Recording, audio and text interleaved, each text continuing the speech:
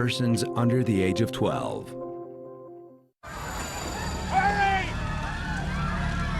Oh, God! It was so dark, so black, so thick, I could not breathe. I was on my last breath. Please! Paul Verheiden fights for his life inside a burning plane. I was on the go team. It was terrible when I got there. The wreckage was strewn over a large area. The plane is going down the runway, but it can't get in the air. Investigators must now solve the mystery of what went wrong aboard Delta Flight 1141. Is this it? It won't be easy. This FDR is outdated. It makes it difficult when you don't have many parameters to work with. It will require all their insight, expertise, and determination. We had to do a lot more digging.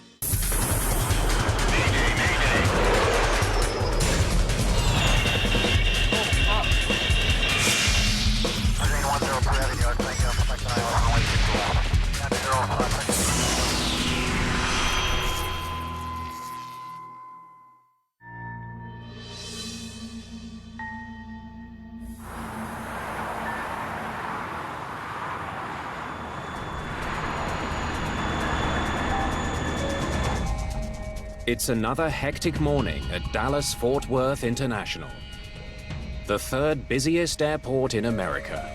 American 1056 fly heading 185, runway 18 left, cleared for takeoff. Controllers here handle more than 670,000 takeoffs and landings every year.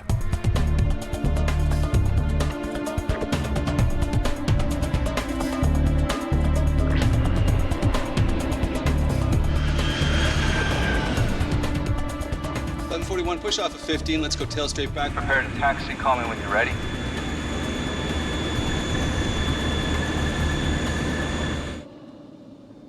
Okay.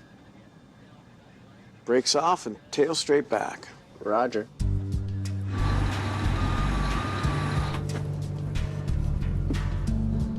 The pilots of Delta Airlines Flight 1141 started their day together in Jackson, Mississippi.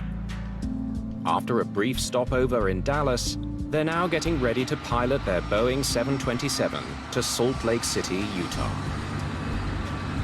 Captain Larry Davis has been a Delta pilot for 23 years. I forgot to get my paycheck. Did you get yours? Yeah, I got mine. First Officer Wilson Kirkland has been with the airline for 9 years. Larry and Wilson knew each other very well, and they were very comfortable with each other. I also have to check what my upcoming schedule is. Excuse me. Can I have a coffee? Sorry, you'll have to wait until we're in the air. Paul Verheiden is an architect flying to Utah on business. I had a project just outside Salt Lake City. I had to go up there to make some field surveys and measurements.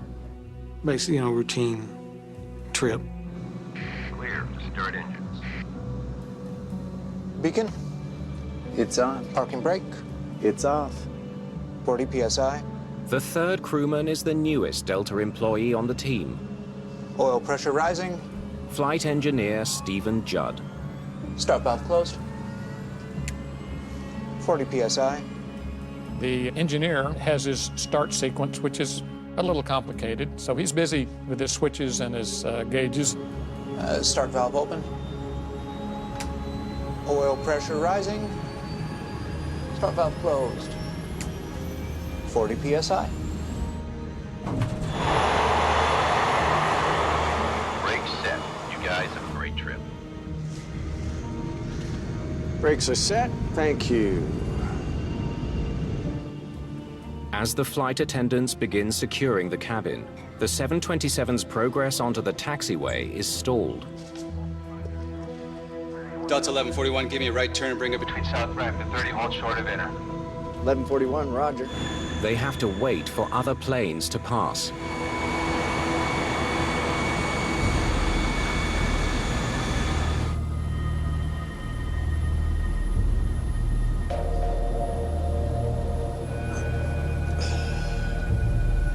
Hopefully we'll get out of here while we still have teeth in our mouths. Grow and grade the South Ram. That's Delta 1141. I guess we should shut down engine number 3. Save a few $1,000s. Shutting down one of the 727's 3 engines will save fuel while they wait. Ask him to give us a 2-minute warning to start our engines. Okay. I should have brought something else to read. We finish this before we get off the ground. It's very common to be trapped on a taxiway for long periods of time. Frequently, it's 10, 20, 30 minutes on the taxiway, especially during the big push at the big airports where they schedule the airplanes to go out at the same time. Dixie Dunn is a senior flight attendant with more than 30 years in the job. Gentlemen, how's it going in here? We're gonna go all the way down there, and once all those planes are gone, we can go too. What kind of birds are those? Egrets, or whatever you call them. Are they? Think so. They're cousins to the ones by the sea.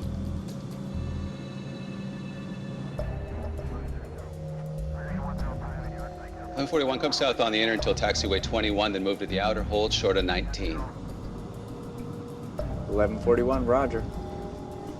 Now cleared to taxi. The 727 will have to join a long line of planes waiting to take off. So, what else are we going to talk about? Well, we could discuss the dating habits of our flight attendants. That way we have it on the recorder, you know, in case you crash. We gotta leave something for our wife and children to listen to.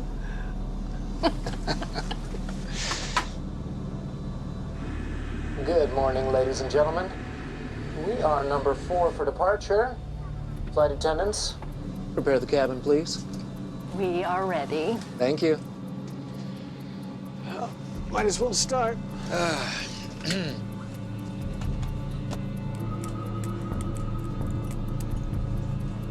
40 PSI.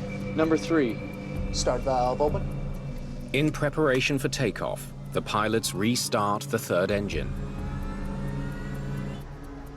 As the air traffic controller juggles the many flights he's handling this morning, he spots an opportunity to get Delta 1141 back on track. 1141, taxi to position, runway 18 left and hold. Okay, 1141's position and hold.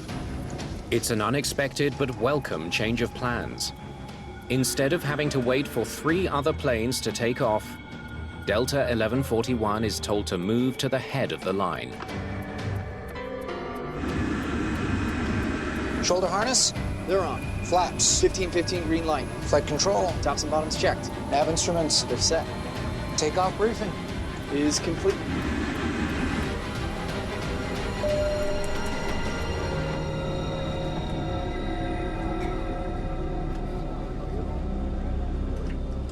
Oh, finally. Delta 1141, fly heading 185, runway 18 left, cleared for takeoff. 1141, 185, cleared to go.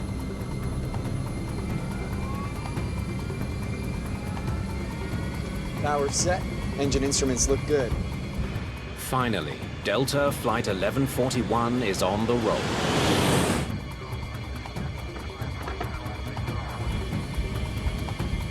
Before we took off, it was pretty normal.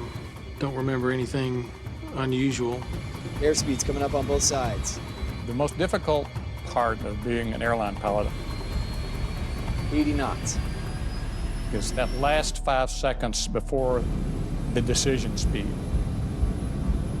Tension grows up to that moment. VR.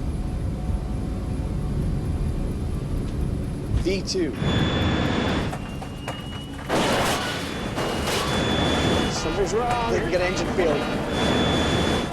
As the plane got off the ground, it kind of dipped, and then it kind of went up, and then there was a big bang. It kind of tilted one side and then the other. We're not gonna make it. Full power. Captain Davis and First Officer Kirkland struggle to get their plane in the air. And then it just dropped.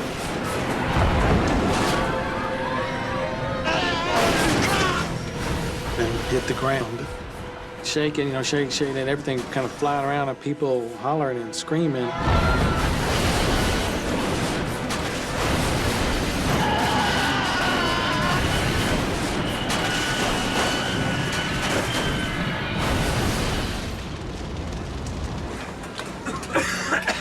And then it stopped.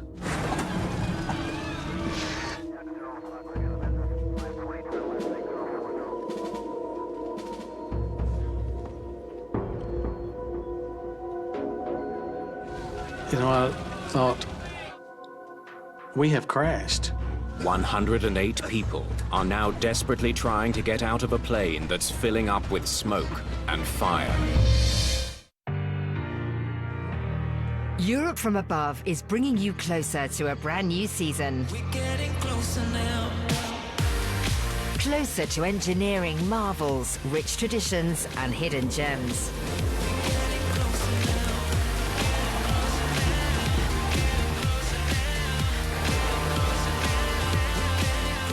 Experience it all in a brand new season of Europe from Above on National Geographic. Da li svet oko sebe vidite na poseban način? Mislite li da možete da uhvatite magiju svetla? Učestvujte u nekoj od 4 kategorije National Geographic fotokonkursa. I vaša fotografija se može naći na stranicama National Geographic magazina, a najbolji od najboljih će osvojiti fotoekspediciju u Istanbul. Probudite istraživača u sebi i uključite se u takmičenje.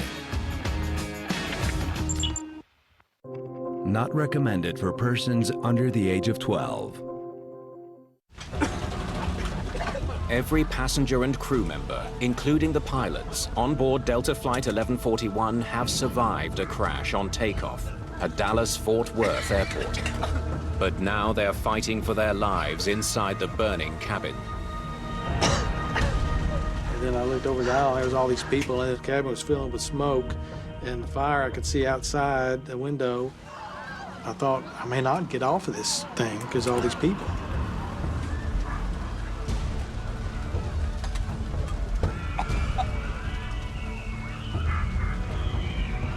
Hey!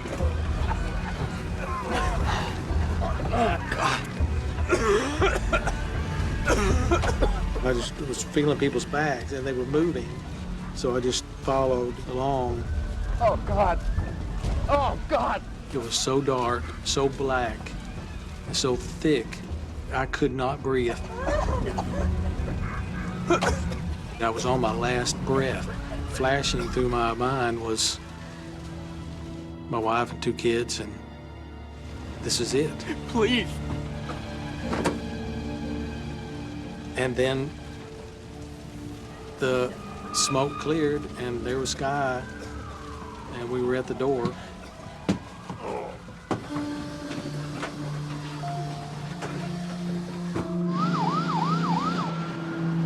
An airport rescue team is at the crash site in less than 5 minutes. News crews aren't far behind. I looked back and I could see tattered clothes and some blood on some of the stewardesses. Meanwhile, the plane was burning up. Along with the pilots, Paul Verheiden is one of 94 people who make it off the burning plane alive. 14 others, including flight attendant Dixie Dunn, die, unable to escape the smoke and flames. Something that I realized was life is not guaranteed. None of us really know what's going to happen.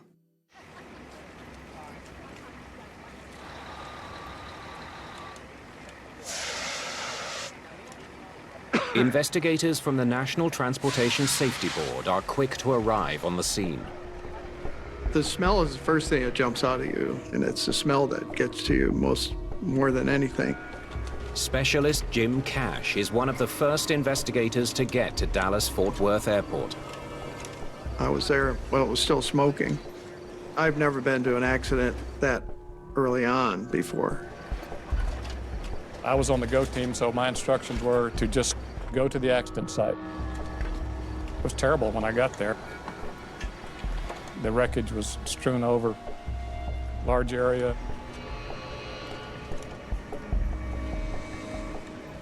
Investigators begin examining the scorched remains of the Boeing 727. They need to understand why it failed to get airborne. It is a long runway. There was no weather at the time. There was no reason he shouldn't have gotten off. So we knew there was something wrong with either the airplane or configuration. Now we're getting somewhere. Within hours, workers recover the plane's black boxes and send them to an NTSB lab. Make sure you get those to DC ASAP. The flight data recorder or the cockpit voice recorder are the most important things. Both of them provide pieces to the puzzle that the investigators need to kind of get the whole picture of what's going on. With the recorders on their way for analysis, investigators continue searching for clues at the crash site. We want to walk the accident site because we want to see if there's any evidence that would help us understand what happened. Take a look at this. Back of the wing here, really ground down. Get some shots of that. Skid shoe looks like it hit the ground too. This paint from the runway? Along with a scraped wing section, they find that the plane's tail skid shoe also suffered damage. On the Boeing 727, it has a tail skid in the very aft part of the fuselage. And it's a little metal shoe that rides below the fuselage in case the airplane's nose is rotated up too high. You would actually hit this tail skid before you would hit the bottom of the fuselage. Let's find out where it hit. What we're really interested in is what was going on before the airplane got to its final resting point.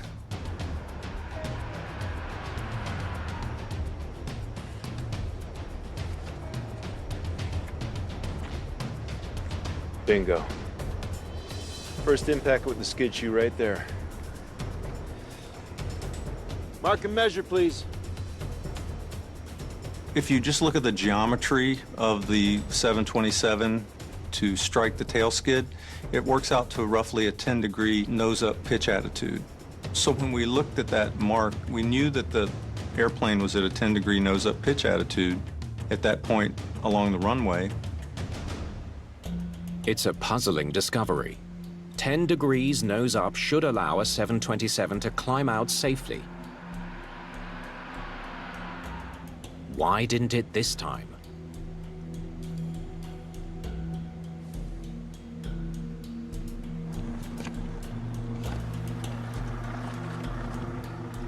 Looks like we have a match. Wingtip there. Fiberglass nav light beside it. Fact number 2. We found where the right wingtip had actually struck the runway, and it had deposited quite a bit of aluminum along a segment of the runway. And so that told us that there was a problem as far as the attitude of the airplane. Okay, let's take some measurements. Get this runway open. We knew that the pilot was having some kind of controllability problem at that point. Okay, so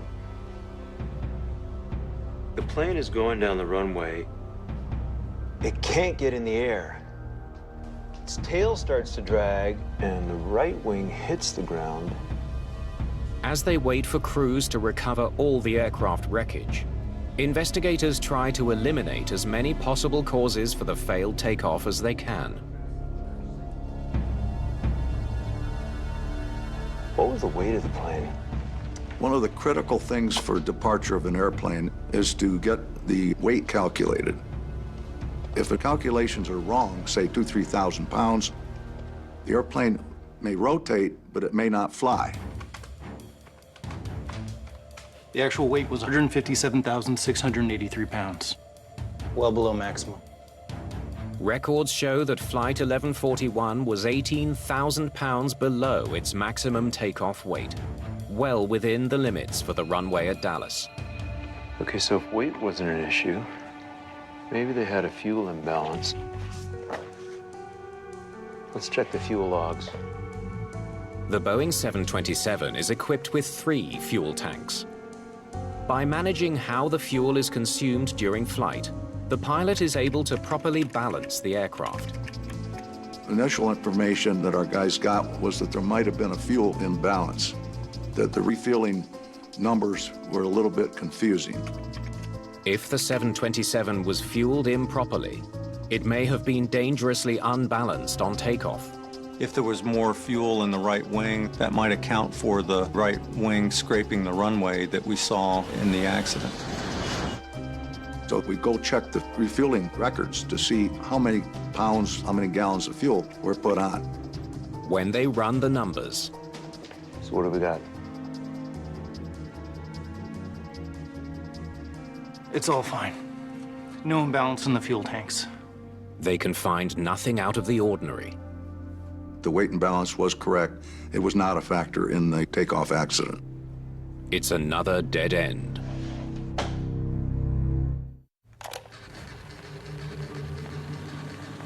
It's on the power and nothing but power far out of the middle. From his deepest obsessions to closest relationships, we take an unflinching look at the life of Adolf Hitler. We laughed very much together. He liked to laugh. He radiated power. He loves only Hitler, nothing else. New series, Hitler, The Lost Tapes of the Third Reich, on National Geographic. Iskoristi mesec ananasa. Paštenska garnitura 24.999. Jednodelni kupaći 1499. A ako platiš Mastercard karticom, dobijaš i vaučer na... Ananas. Klik, bum, tras. Get closer to the Spanish islands, shaped by light and alive by night.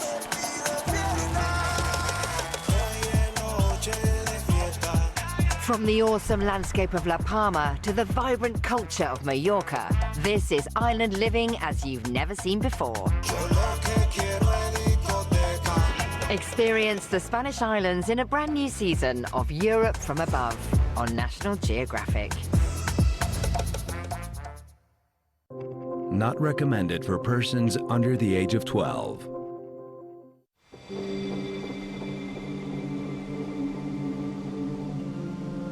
Air crash investigators in Dallas are trying to figure out why Delta Airlines Flight 1141 crashed on takeoff.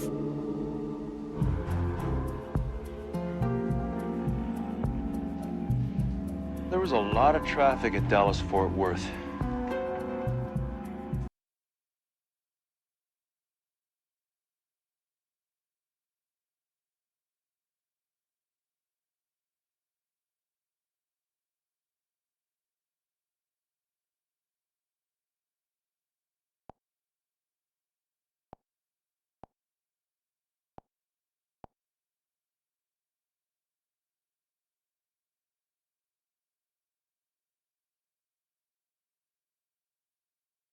Fly into those, it can upset the airplane.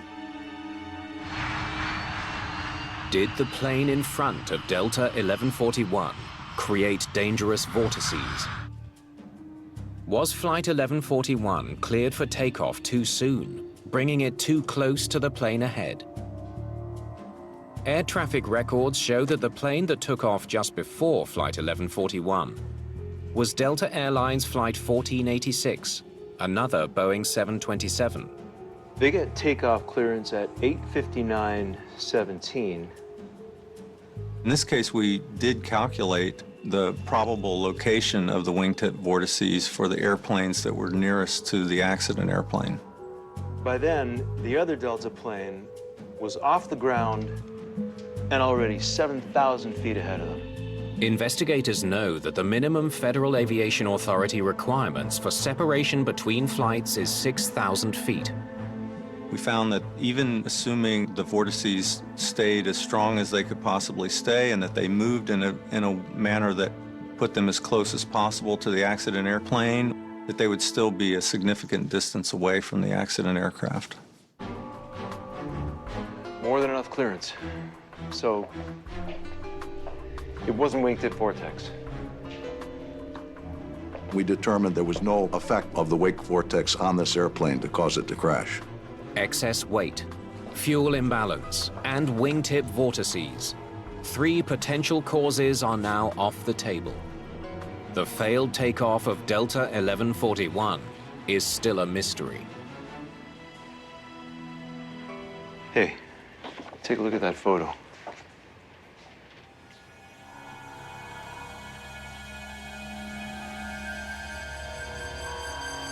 It looks like the flaps weren't extended.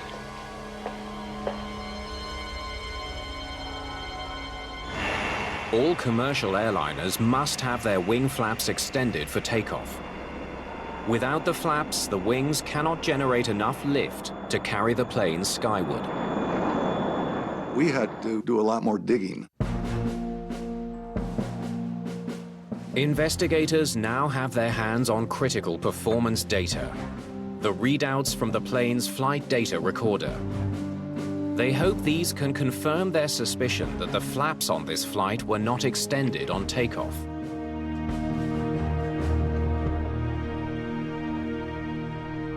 Is this it?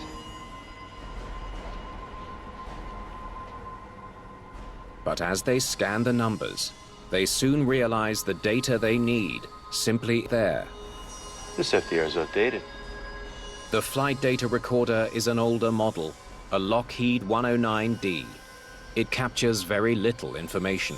The recorder is kind of basic, and it just has your basic flight parameters, airspeed, altitude, heading, basic engine parameters. There's no information regarding the flaps at all. The data available can't help them prove the only working theory they have. It makes it difficult when you don't have many parameters to work with. We need to speak to the crew.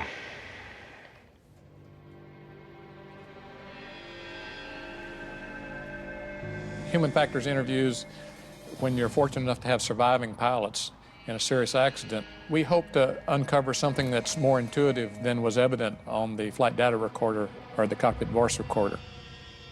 Investigators meet with Delta Captain Larry Davis and his lawyer, along with a representative from the pilots' union. Thank you for coming, everyone. As a Delta person, I was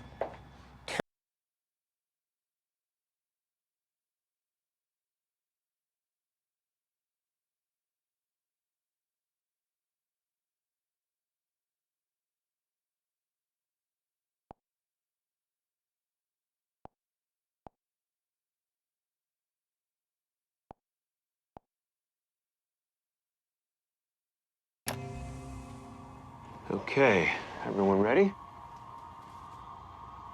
Let's try and figure this thing out.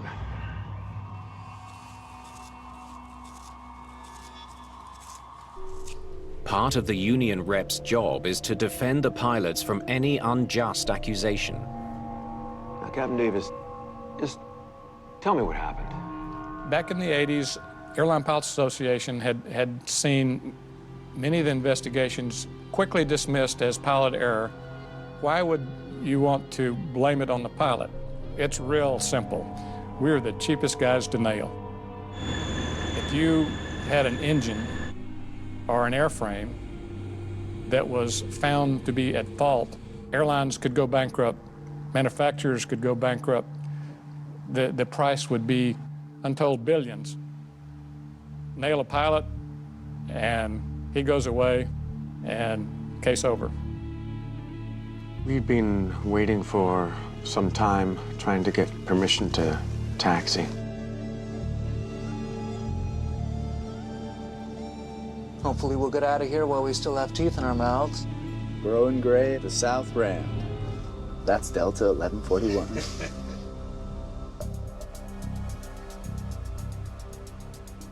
Investigators want to get as many details as they can from the captain, including what he recalls about the wing flaps.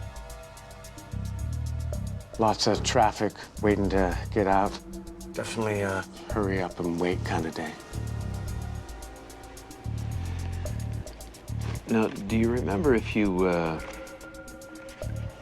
extended the flaps? Of course we did. Okay, great. Now, is there anything else you might remember? There was something. Just when the main gear left the ground, I heard 2 explosions.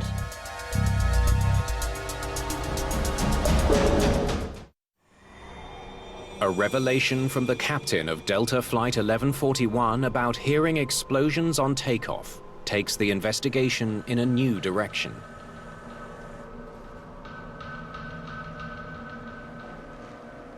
Explosions. That's right. It felt like we were experiencing reverse thrust. Engine thrust reversers are devices deployed on landing to slow the plane. If a reverser were somehow to activate on takeoff, the results could be catastrophic. That'll cause an airplane not to fly, and it'll stagger down the runway and crash because the wings stall. Okay, I think we're done for today. Thank you all very much for your time. There have been cases where a thrust reverser has come out inadvertently. There's been a malfunction. And so this is always in the back of our mind. This is a possibility. Investigators are chasing a new lead. The possibility that a faulty thrust reverser brought down the plane. So show me that thrust reverser. What they need now is hard evidence that can prove or disprove the theory. We were able to look at the engine thrust reversers in the wreckage after the accident. We thoroughly examined the mechanisms to make sure what position they were in when this airplane crashed. What they find leaves no doubt. Still stowed. They were all stowed in their proper position and could not have been extended and then pushed back in by the impact. That was ruled out totally. Captain Davis must have been mistaken about the sound he heard on takeoff. The thrust reversers had nothing to do with the accident. What if the captain's wrong? What if he just thinks they extended the flaps? Wing flaps are still a possible culprit. Time to see what that recording has to offer.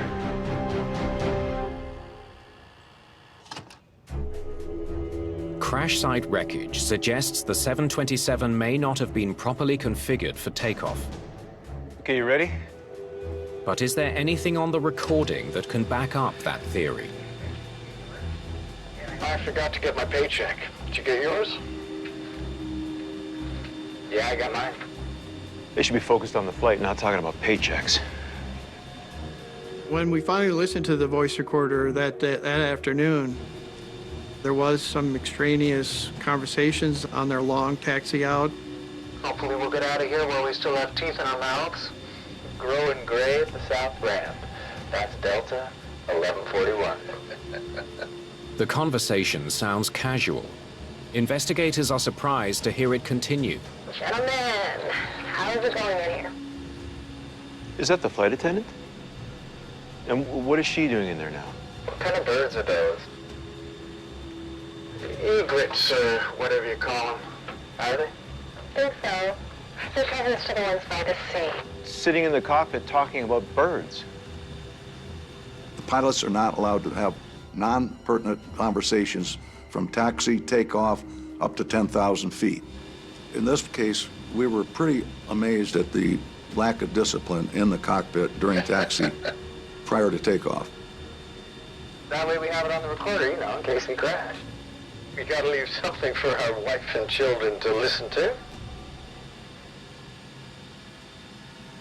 Good morning, ladies and gentlemen.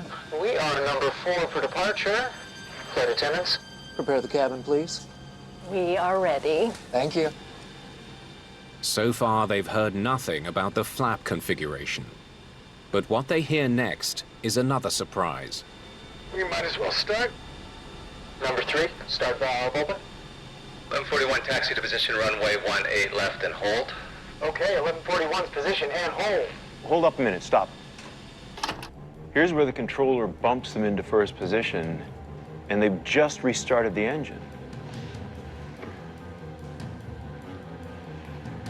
They're gonna have to rush to get airborne. In the course of about 90 seconds, they were to start the engine, finish the taxi checklist, do the before takeoff checklist, and take off. That's a rush. Play it. Were the pilots so rushed that they overlooked an essential item on their checklist, extending the flaps? Let the games begin. I gotta get ready. I'm ready. I want to be the best. Nothing really else matters. Woman versus beast. I'm coming to play. Woo! #1, baby. Let's go. Risk equals reward. Oh, who's the goat boat now, baby? Bah! Isn't that what a goat does, or is that a sheep? The new season of Wicked Tuna on National Geographic. Da li svet oko sebe vidite na poseban način? Mislite možete da uhvatite magiju svetla? Učestvujte u nekoj od 4 kategorije National Geographic fotokonkursa. I vaša fotografija se može naći na stranicama National Geographic magazina, a najbolji od najboljih će osvojiti fotoekspediciju u Istanbul. Probudite istraživača u sebi i uključite se u takmičenje.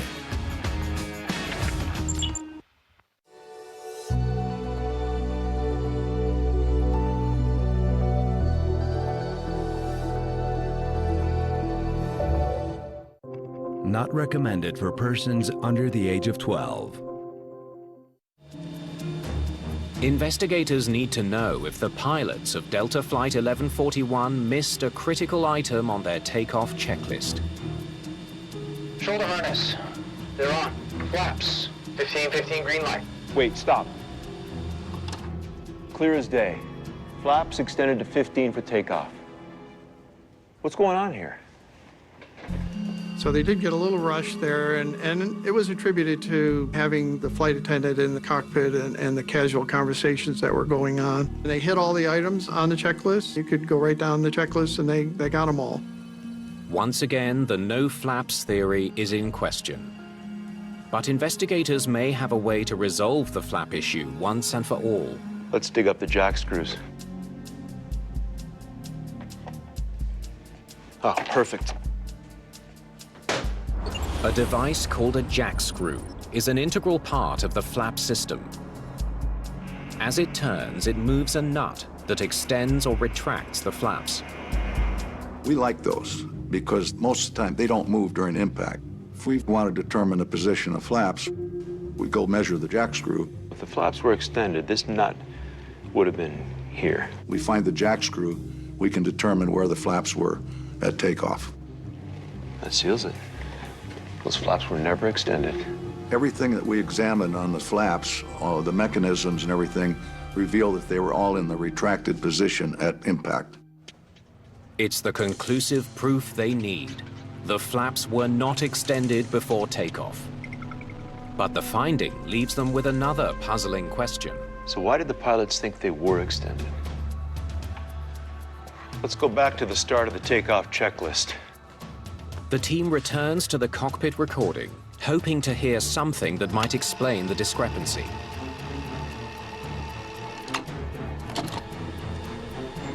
Shoulder harness. They're on. Flaps. 15 green light. Flight controls. Tops and bombs are checked. Nav instruments. They're set. Takeoff briefing is complete. That was fast.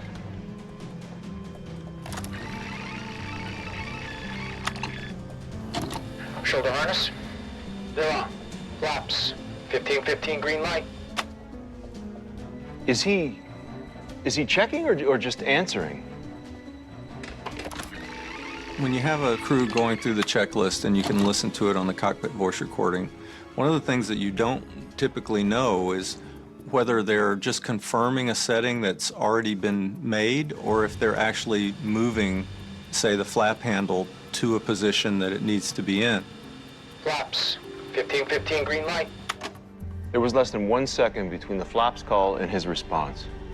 There's no way he had time to check and see if the flaps were actually out. No way. The speed of the first officer's response is an important clue. It would have been very difficult to actually move the flap lever from, say, 0 to 15-degree detent that rapidly. Investigators are convinced, despite his response, the first officer could not have extended or even checked the flaps in the time available. Flaps, 15-15, green light. We didn't hear the flap panel being moved. I don't know what he was doing when the flight engineer read the challenge for flaps. He gave the correct response. That's all I can tell you is that he gave the correct response. You have to be totally focused on the task at hand. If you're doing the checklist in the middle of other conversations that aren't related to operating the airplane, then it's easy to get distracted and it's easy to miss things. The mystery of the flaps is finally solved. A rushed checklist led to the Delta pilots thinking that their plane was ready for takeoff when it was anything but. They probably didn't know, in a true sense, that they forgot. It wasn't intentional, that's for sure, and they just overlooked it. For investigators, there's still one critical question. Takeoff warning would have gone off. The Boeing 727 is equipped with a takeoff warning system specifically designed to prevent the kind of accident that killed 14 and injured dozens more in Dallas. If you apply takeoff thrust and you don't have the flaps in takeoff position, you would get a warning horn. There was no sound of the warning on the recording. It should have been sounding nonstop. And we didn't hear the takeoff warning horn go off. The alarm would have saved them. Why didn't it sound? So that made us think that there must have been some kind of a malfunction of the takeoff warning system.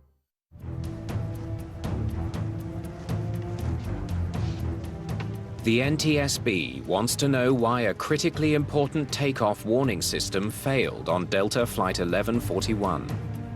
Let's see what happens. Testing the console that houses the alarm mechanism could provide an answer. They focus on the electronic components that are designed to trigger the cockpit warning. Here we go. There's a little switch that when they advance the throttles, this switch is supposed to activate the circuitry for the takeoff warning horn. Okay, let's reset it. Try it again. Here we go.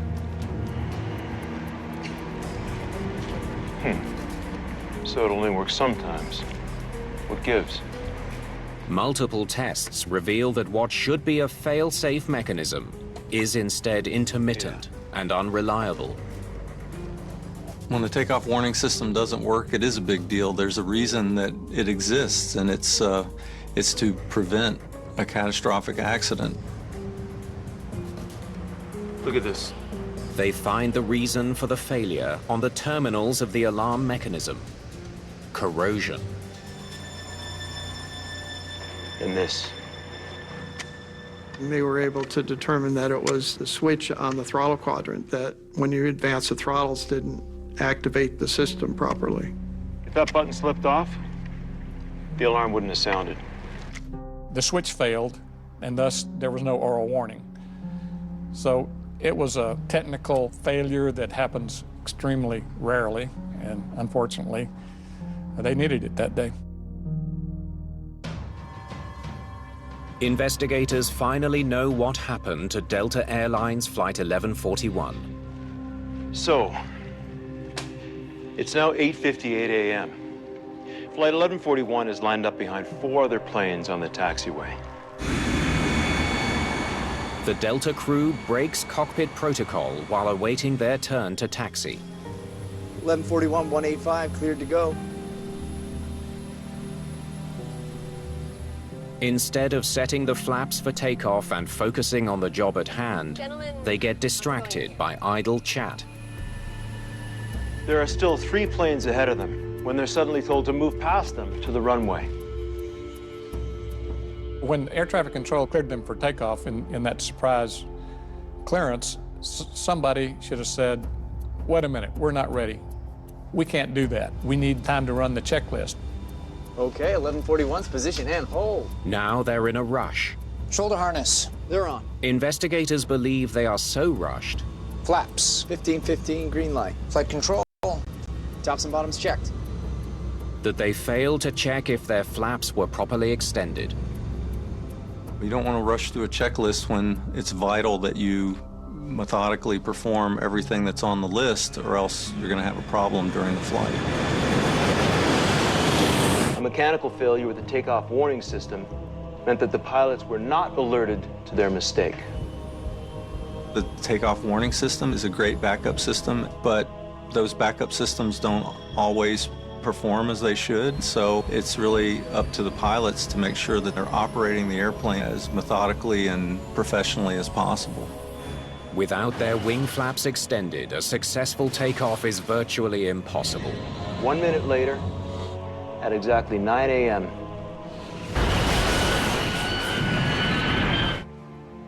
the plane crashes.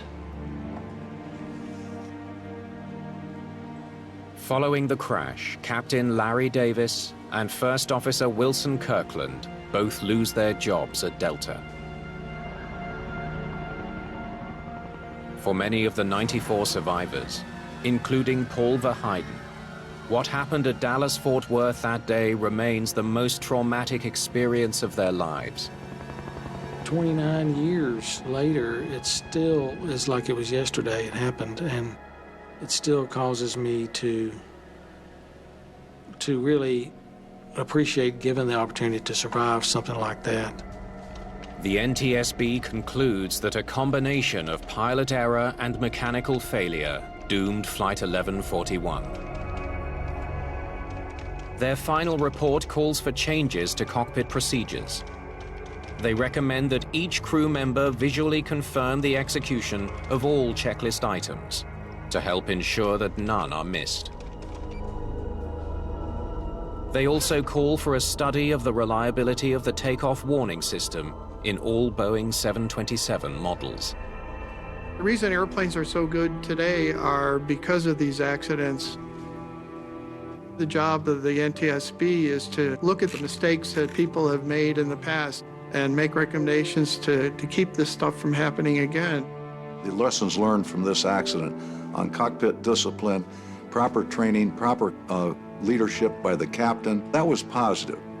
There are a lot of important things came out of this accident, improvements in aviation safety.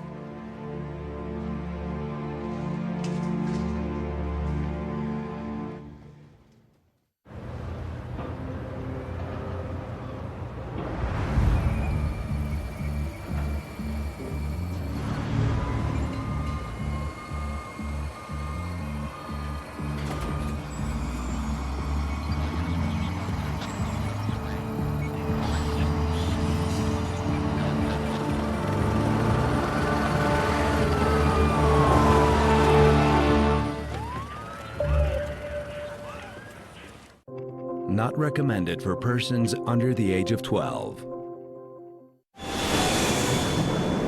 We're clear to Russia.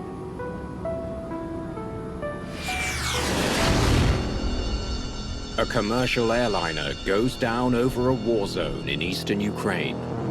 Nearly 300 innocent lives were taken.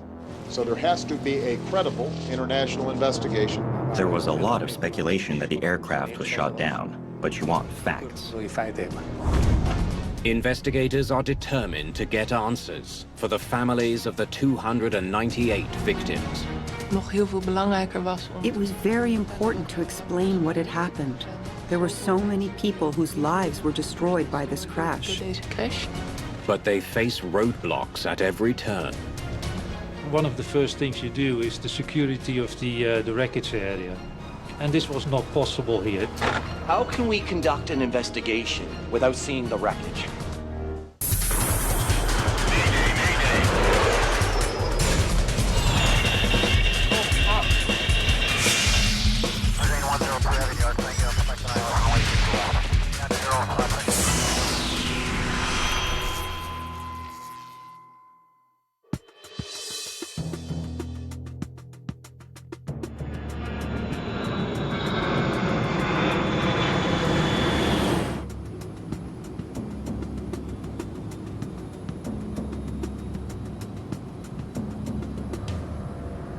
looking forward to getting home and seeing the kids.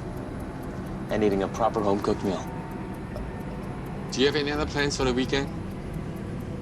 Absolutely nothing. It just sounds perfect. Malaysia Airlines flight MH17 is 2.5 hours into an 11.5-hour trip from Amsterdam to Kuala Lumpur.